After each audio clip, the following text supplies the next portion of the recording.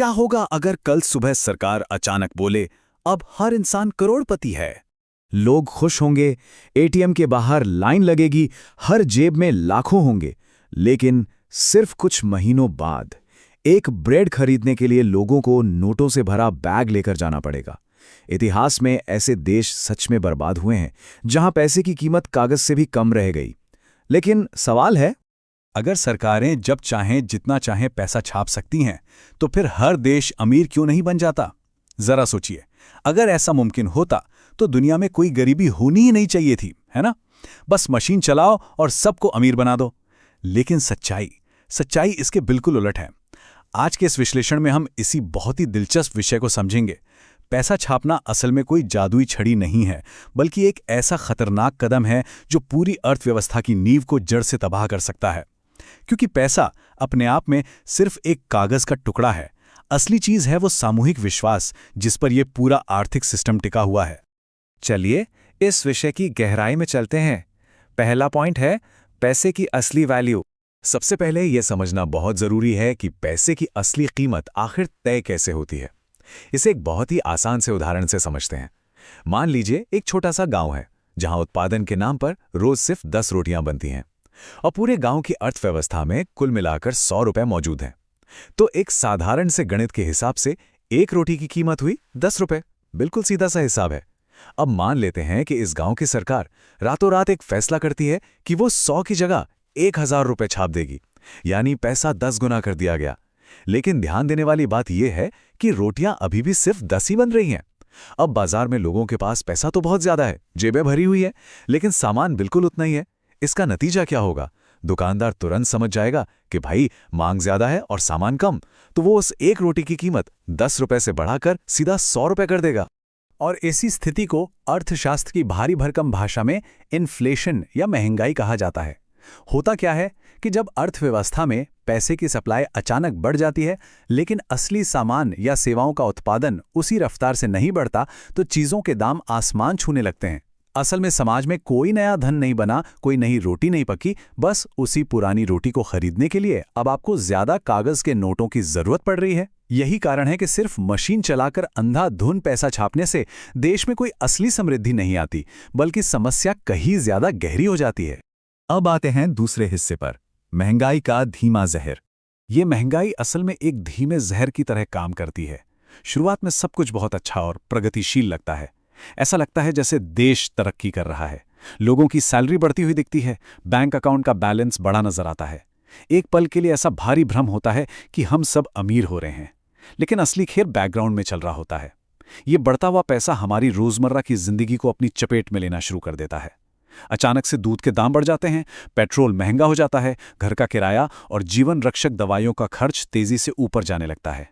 ये महंगाई की वो छुपी हुई कीमत है जो हर आम इंसान चुकाता है। जो पैसा बरसों से तिजोरी में रखा है, उसकी ताकत हर दिन हर पल कम हो रही है। कल तक जो सामान 100 रुपए में आता था, आज उसके लिए 150 रुपए देने पड़ रहे हैं। यानी कागज के नोट तो आपके पास वही हैं, लेकिन उनकी परचेजिंग पावर या खरीदने की क्षमता लगातार खत्म हो रही है। अब यहाँ सबसे दिलचस्प और क्रूर बात क्या है पता है? ये महंगाई समाज के हर वर्ग पर एक जैसा असर नहीं डालती। इसका सबसे बड़ा और खतरनाक प्रहार मिडिल क्लास और गरीब तबके पर होता है। ऐसा इसलिए क्योंकि अमीर लोग अपनी दौलत को जमीन, सोने या बड़े बिजनेस जैसे एसेट्स में निवेश करके सुरक्षित कर लेते हैं। जैसे जैसे महंगाई बढ़ती है, उनके इन एसेट्स की कीमत भी उसी तेजी से बढ़ जाती है, तो वो सेफ रहते हैं। लेकिन आम इंसान जो अपनी जीवन भर की खून पसीने की कमाई को कैश के रूप में बैंक में या घर पर बचा कर रखता है, उसकी बचत देखते ही देखते पानी की तरह बह जाती है। उस कैश की वैल्यू हर गुजरते दिन के साथ चुपचाप गिर रही होती है और एक इंसान बिना एक भी पैसा खर्च किए बस रखे रखे ही गरीब होता जाता है। चलिए आगे बढ़ते हैं तीसरे पॉइंट की तरफ और बात करते हैं जर्मनी की ऐतिहासिक आर्थिक तबाही की। देखिए, ये सब कोई सिर्फ किताबी बातें या थ्योरी नहीं है। इतिहास गवाह है कि जब जब सरकारों ने अर्थशास्त्र के इस बुनियादी नियम को अनदेखा किया है, तो अंजाम बेहद खौफनाक हुआ है।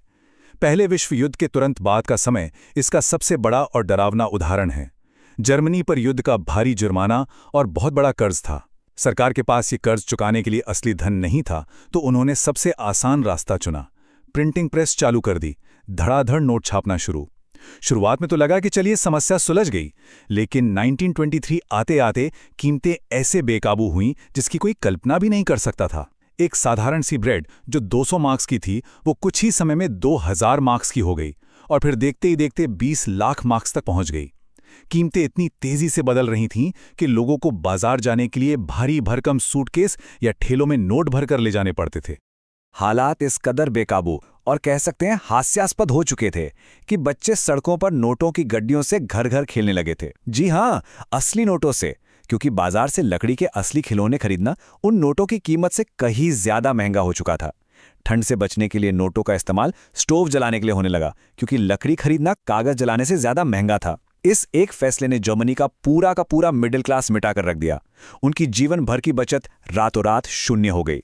करेंसी ने अपना मूल उद्देश्य ही पूरी तरह से खो दिया था और इसी भारी आर्थिक तबाही ने आगे चलकर समाज में जो भयानक गुस्सा और हताशा पैदा की, उसी ने दुनिया को दूसरे विश्व युद्ध जैसे भयावह दौर की तरफ धकेला। आइए अब इसे थोड़ा और आगे बढ़ाते हैं और देखते हैं आधुनिक समय के उदाहरण। चौथा सेक्शन, जिम्बाब्वे और वेनेजुएला। ये बर्बादी सिर्फ 1920 के दशक के जर्मनी तक सीमित नहीं रही। हमारी आधुनिक दुनिया में भी सरकारों ने ये भयानक गलती बार बार दोहराई है। 2000 के दशक की शुरुआत में जब जिम्बाब्वे की अर्थव्यवस्था लड़खड़ाने लगी, तो इस गहरे संकट को सुलझाने के लिए सरकार ने क्या किया? उन्होंने समस्या की असली जड़ यानी देश के उत्पादन पर काम करने के बजाय शॉर्टकट लिया और ज्यादा पैसा छापना शुरू कर दिया। नतीजा ये हुआ कि रोजमर्रा की चीजों के दाम हर 24 घंटे में दुगने होने लगे। सोचिए, एक इंसान सुबह अपनी सैलरी लेता था और शाम तक उस सैलरी की आधी कीमत हवा हो जाती थी। दुकानों में काम करने वाले कर्मचारी दिन में कई बार प्राइस टैग बदलते बदलते थक जाते थे। यहां भी नौबत वही आ गई कि लकड़ी खरीदना इतना महंगा हो गया कि लोग सचमुच कैश जलाकर अपना खाना पकाने लगे थे।